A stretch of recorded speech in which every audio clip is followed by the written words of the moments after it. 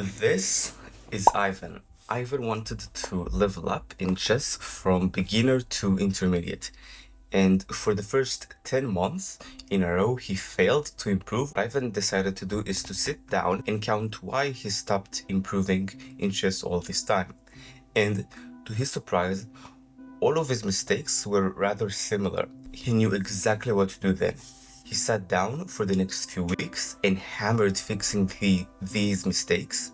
He leveled up to intermediate 3 weeks after that. Just take a look at this. These are my own results, by the way. 1700, I leveled up further from 700, okay? All the way on chess.com, where I basically started.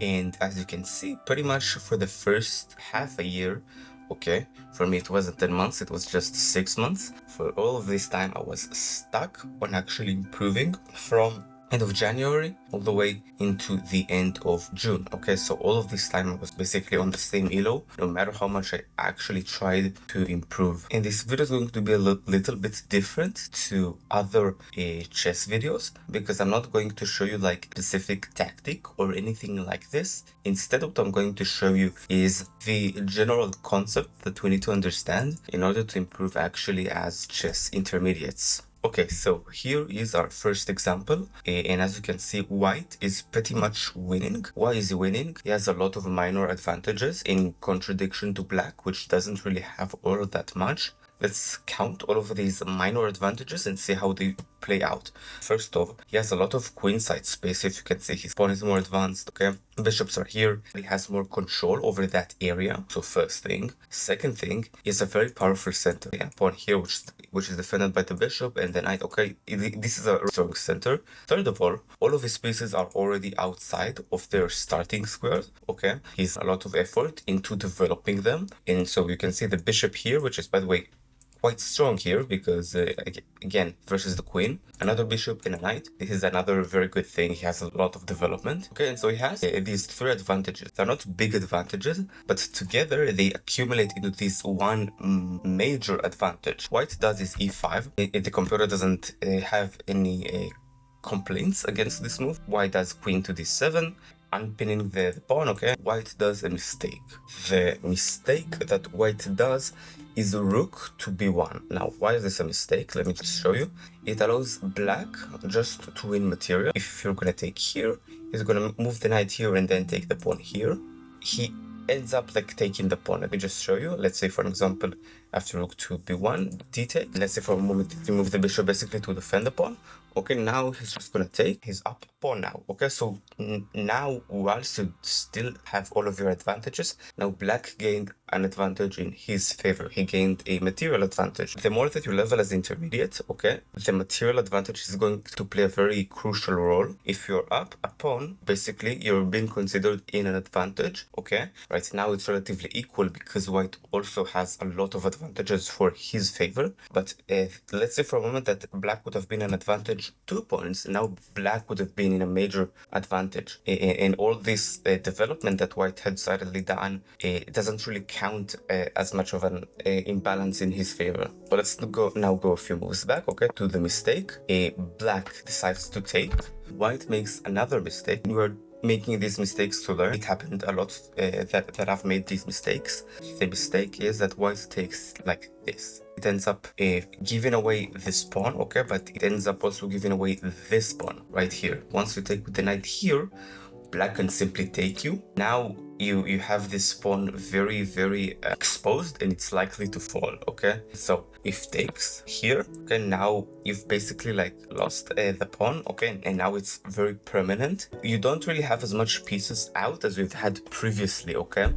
And now the fact that you've developed all this time doesn't really count. And so why is the move knight takes on e5 a mistake? Very simply because it removes an imbalance in your favor as white, okay? So now I have a pawn advantage if I'm black, okay? But also am not that much behind in development, okay? It's relatively easy to do this now. And so that's the thing. The thing that really counts now as intermediates is not a one mover that the opponent does, okay? Our opponent is not likely to do a move like queen to here, okay? They're not going to do this anymore. What is going to happen is the opponents and us are going to make a lot of positional errors, okay? And all of these small advantages and disadvantages, like being up a pawn, okay? And all of this time, for example, here, after takes, and here, okay, you're basically up a pawn. Being up a pawn, for an example, is called an imbalance. When white, before this, had a major advantage in development, that is an imbalance in his favor. When he had all of these pawns in the center, very, very strong pawns, that is another imbalance in his favor. In all of this time, what we want to do is accumulate of them as much as possible. And really to see if that is the problem, okay, if that is the issue that we're having right now as an intermediate, I want you to do a little experiment. Go to the archive of games that you have, okay, and just see if things like this happen, okay? If you're doing like if you're having a good position, okay, but suddenly you end up losing an advantage because of a move that you have done.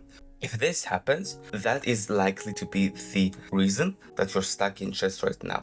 Let's just quickly move to the second example, and I'll show you this there as well. And so how do we basically solve this problem? It's relatively simple. We ask very specific questions in our play. So the first question that we're going to ask, let's say for a moment that we are white, okay, and we're asking this question. What does our opponent? This is the first question that we're asking. Sometimes we could get some of these wrong, okay, but if you're doing this a lot, it will naturally make our moves a lot better. So it's very important. It's more important to repeat this than to actually get it correct. What does black want in this position? How can we as white improve our own position? How can we damage our opponent's position? This is the third question. Is it a blunder? Just so that we prevent ourselves from doing useless blunders. The fifth question, which is extremely powerful, is the move that we're going to do right now good for us after 3 to 5 moves? For this, it's better to play longer games because again, there you'd have more time to think about each of these things. That is the general thought question process that we're going to use. Okay, so let's actually do this right away.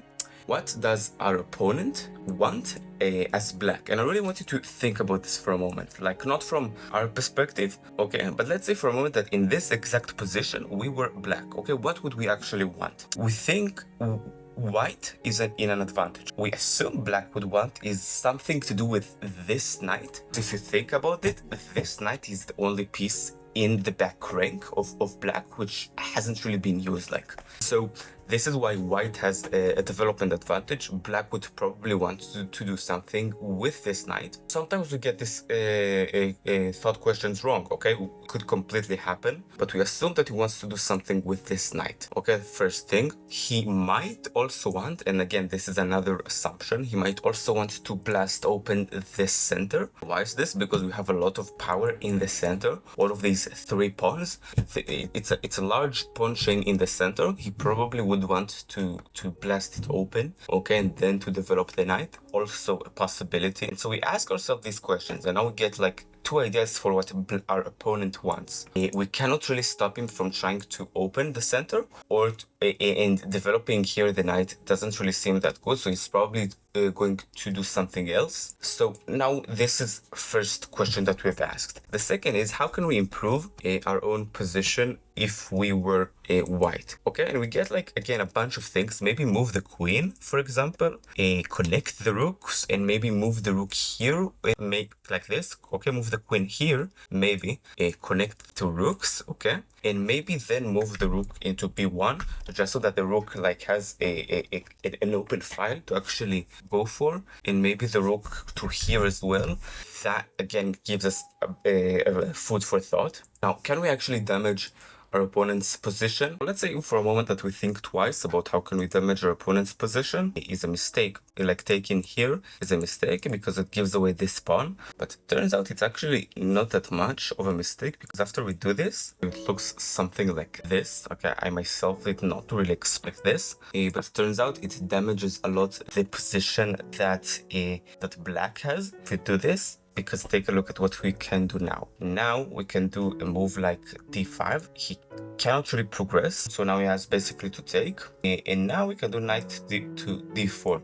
okay? And so we have damaged his pawn structure as well. And then if, for example, he takes like here, now if it just fixed like our own pawn structure, okay? And so it's actually like quite fine. You see, our goal with this, okay, which was all this time to prevent ourselves from making moves like rook to b1, okay, which are considered a mistake. Our goal was to basically prevent ourselves from doing this, which if you are going to use this checklist, then instead of doing moves like rook to d1, then we can make moves like this, which turns out to be the correct ones, okay, by simply using this checklist. The thought process goes like, how can we damage our opponent's position? What does our opponent want? Is what we are planning to do a blunder, and is the move good for us after 3 to 5 moves? That is a thought question process. You can literally like write it down and go to practice it versus other computers and bots, okay, to see if this works well for you. That is a thought question process. You can literally like write it down and go to practice it versus other computers and bots, okay, to see if this works well for you. So if you would like, you can consider subscribing to this channel, and I will be here the next time that you log into your computer to study chess. And if you want, first link in the description, and I will take you to 1600 ELO myself. And I'll see you in the next video. Bye bye.